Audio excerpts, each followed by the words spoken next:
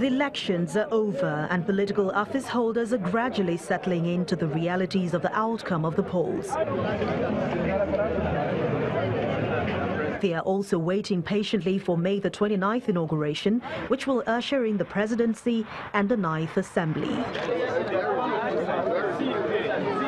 The conduct of the election and its outcome has again awoken the call for a review of the country's electoral laws and its amendment.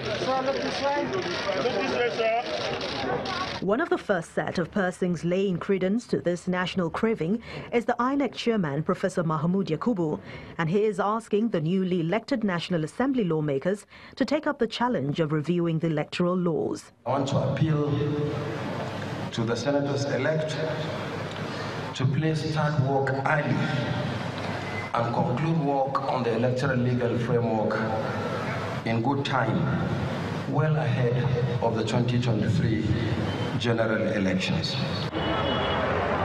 The debate is not just starting. In fact, it gained prominence close to the elections, with civil society groups and some National Assembly members pushing for the president's assent, a move the president rejected through a letter to the lawmakers 4 times. The president, among other things, claims that changing the rules of the game close to the 2019 elections will confuse electoral officials and voters. He also claims that the timing for the demand for electronic voting system was too close to the election and not feasible, as many rural areas across the country do not have access to the internet. The president also cites drafting issues as another reason for not appending his signature on the electoral amendment bill.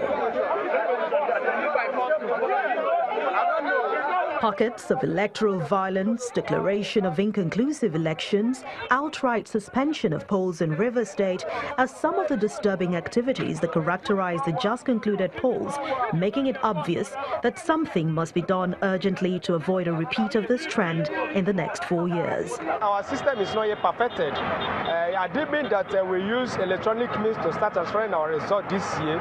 There will be less manipulation.